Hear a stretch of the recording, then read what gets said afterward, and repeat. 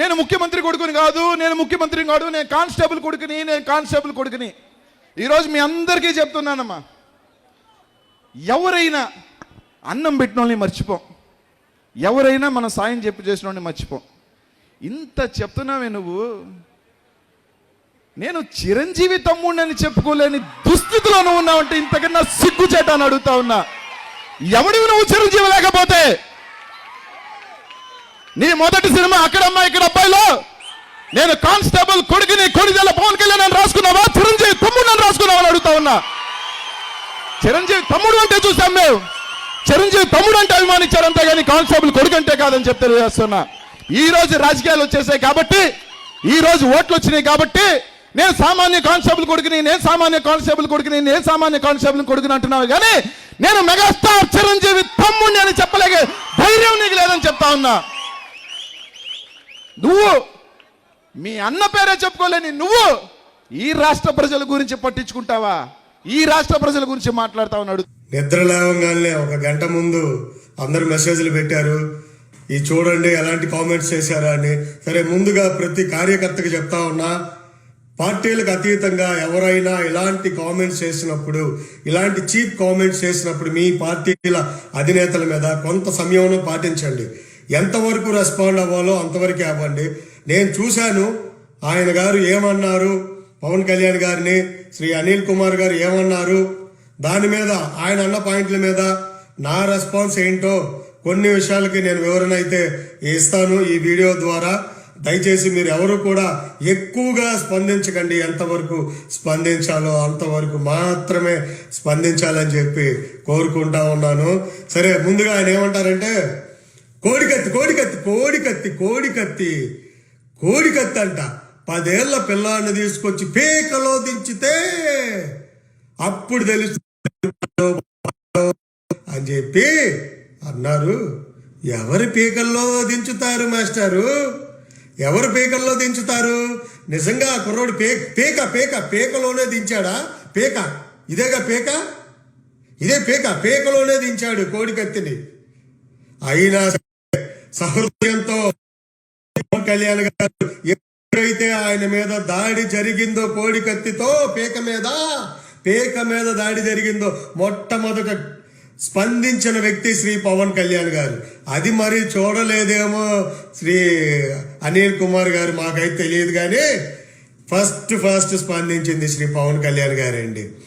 కానీ మీరు మాత్రం ఒక పవర్ స్టార్ లాంటి హీరో, జనసేన పార్టీ అధినేత, అలాంటి వ్యక్తి కాన్వాయ్ వెళ్తున్నప్పుడు సాక్షాత్తు ఇసుక లారీతో గుద్దితే ఆ కాన్వాయ్లో 7 తీవ్ర గాయాల పాలై ఒక వ్యక్తి చావు బతుకుల మధ్య కొట్టాడుతూ ఉంటే కనీసం ఎవరి నుంచైనా ఒక రెస్పాన్స్ వచ్చిందా అండి? మీకు జరిగితే మాత్రమే దాడి, పక్కన వాళ్ళకి జరిగితే దాడి కాదు. మీరు ప్రజాస్వామ్యాన్ని రక్షించేవాళ్ళు. నిజం సార్, గ్రేట్ అండి. ప్రజలందరూ గమనిస్తానే ఉన్నారు. మళ్ళీ చెప్తా ఉన్నా, పీక మీద దాడి చేశారంటండి. ఇంకో మాట అన్నారు, పాపం ఆయన కాబట్టి రక్తం అడుగులైపోతా ఉంటే షర్టు తీసి మార్చి వేరే షర్ట్ వేసుకొని వెళ్ళిపోయారు. అదే పవన్ కళ్యాణ్ గారు అయితే నాదైపోయింది అని తాండవం చేసేవాళ్ళంట. మరి మనకు తెలీదు, ఏం చెప్తా ఉన్నారు, తాండవం చేస్తారు అని చెప్పి పవన్ కళ్యాణ్ గారు రాజకీయం చేసేవాళ్ళంట పవన్ కళ్యాణ్ గారు అయితే. మరి ఈయన చెప్తా ఉన్నారు, అది మరి ఆయనకే వదిలేస్తా ఉన్నా ఈయనకి. ఇకపోతే కంటి ఆపరేషన్ చేయించుకొని 15 రోజులు ఇంట్లో ఉన్నావు, నువ్వా మాట్లాడేది? పవన్ కళ్యాణ్ గురించి అన్నాడు, జగన్మోహన్ గురించి అన్నాడు. పవన్ కళ్యాణ్ నువ్వో మాట్లాడతావు జగన్మోహన్ గురించి అన్నాడు.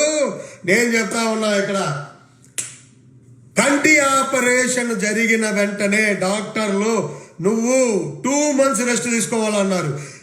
సెకండ్ డే, కంటి ఆపరేషన్ జరిగిన సెకండ్ డే బయటకు వచ్చి ఒక ఆడియో ఫంక్షన్ లో కనిపించారు. ఒక సక్సెస్ మీట్ లో వెళ్ళారు, బయటకు వెళ్ళొద్దు అన్న. అలాగే చిన్న పనులు కూడా బయటకు వచ్చారు, పబ్లిక్ మీటింగ్ కూడా బయటకు వచ్చారు, అంబేద్కర్ భవన్ లో కూడా పనుకున్నారు. ఏమండి, నేను ఒక మాట చెప్తా, మీలాగో జగన్మోహన్ గారి లాగో ఆయన చిన్నప్పటి నుంచి రాజకీయాలు లేరు, రోడ్ల మీద తిరిగి లేరు, లగ్జరీ లైఫ్ ఏసీ రూమ్లు, స్టార్ హోటల్లో, 7 స్టార్ హోటల్లో దాంట్లో నుంచి బయటకు వచ్చి ఈ రోజున రోడ్ల మీద తిరుగుతూ ఉంటే ఆ మనిషిని పట్టుకొని మీరు విమర్శిస్తున్నారంటే అది మీకే వదిలేస్తున్నాను సార్. మీకు రెస్పెక్ట్ ఇవ్వాలి కదా, ఖచ్చితంగా రెస్పెక్ట్తో మీకే వదిలేస్తున్నాను సార్. ఇంకేమంటారండి? జగన్ను చూసి పాపం వణికిపోతా ఉన్నారు, పూనకం వచ్చినట్టు వణికిపోతా ఉన్నాడు పవన్ కళ్యాణ్ గారు అంట. జగన్ను చూసి శ్రీ పవన్ కళ్యాణ్ గారు వణుకుతున్నారో లేదో నాకైతే తెలియదు, కానీ జగన్ గారిని చూసి మాత్రం ప్రజలు వణికిపోతున్నారండి. మిమ్మల్ని చూసి ప్రజలు వణికిపోతున్నారండి. మీ పార్టీని చూసి ప్రజలైతే వణికిపోతా ఉన్నారండి. ఎందుకంటే వామ్మో వీళ్ళకి అధికారం లేకపోతేనే ఇంత దారుణంగా మా మీద దాడులు చేస్తున్నారు, అధికారం ఇస్తే ఇంకా ఎలాంటి దాడులు మా మీదకు వస్తాయో అని చెప్పి ప్రజలైతే మాత్రం వణికిపోతున్నారు. 2014లో వణికారు, 2019లో కూడా ప్రజలు వణకపోతా ఉన్నారు. అది మీకైతే తెలుస్తుందని నేను చెప్తా ఉన్నానండి. ఇంకోటి ఏమంటారండి, ఎవరైనా అధికార పక్షాన్ని చంద్రబాబు నాయుడు గారినో లేకపోతే పాలక మినిస్టర్లను విమర్శించాలి కానీ ప్రతిపక్షాన్ని విమర్శిస్తారు. చరిత్రలో చూడలా నేను ఇలాంటిది అని అన్నారు మీరు. ఈయనేందో యాక్టర్ వచ్చాడు, ప్రతిపక్షాన్ని విమర్శిస్తున్నాడు కానీ అధికార పక్షాన్ని విమర్శించట్లేదు అన్నారు. సార్ నాకు తెలియక అడుగుతా 2014 ఎలక్షన్స్ అయిపోయినాక ఈ రోజు దాకా అధికార పక్షాన్ని ఎక్కువ తిట్టారా? మీ మీడియాలో కానీ మీ సోషల్ మీడియాలో కానీ ప్రతిపక్ష హోదా కూడా లేని, ఒక్క ఎమ్మెల్యే కూడా లేని, కనీసం కార్పొరేటర్ కూడా లేని పవన్ కళ్యాణ్ని ఎక్కువ తిట్టారా మీ మీడియాలో కానీ మీ సోషల్ మీడియాలో కానీ? చెప్పండి సార్, నాకైతే తెలియక అడుగుతా. అయినా ఒక్క విషయం సార్, తప్పు చేసి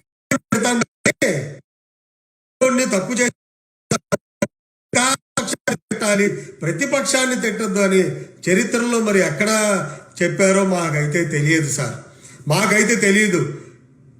అసెంబ్లీ వదిలేసి పోరాడాల్సిన అధికార పక్షం మీద పోరాడాల్సిన స్థానం అసెంబ్లీ, అధికార పక్షం చేసే అవినీతి మీద పోరాడాల్సిన స్థానం అసెంబ్లీ అయితే అది వదిలేసి వీధిని బడి తిరుగుతా నన్ను తిడతా ఉన్నారు. అధికార పక్షాన్ని వదిలేసి నా మీద పడతా ఉన్నారు. మీ మొగతనాలు, మీకు దమ్ముంటే మీ మొగతనాన్ని అసెంబ్లీలో అవినీతి చేసే వాళ్ళ మీద పోరాడి నిరూపించుకొని ప్రజలకు మంచి చేయండి, మీ వైపు నేనుంటా అని చెప్పడం ఏం తప్పు సార్? మరి మీకు తెలియాలని నేను శ్రీ అనిల్ కుమార్ గారికి విజ్ఞప్తి చేస్తా ఉన్నా. అధికార పక్షాన్ని మొగతనాల గురించి కళ్యాణ్ గారు మాట్లాడలేదండి. మీరు విమర్శించినప్పుడు మీ మొగతనాలు అధికార పక్షం మీద చూపించండి, అవినీతి చేసే రాయుళ్ళ మీద చూపించండి, నా మీద చూపిస్తారేంటి, నన్ను తిడతారేంటి ఎప్పుడు చూసినా అని అన్నారు సార్. అంతకు మించి ఏమనలేదండి. ఇంకా అన్నారు మీరు వీధుల్లో తిరుగుతూ ఉంటారు జగన్మోహన్ గారు వీధుల్లో తిరిగి అందరు వీధి ప్రజల బాధలు తెలుసుకుంటారు. మంచిదే కదండి.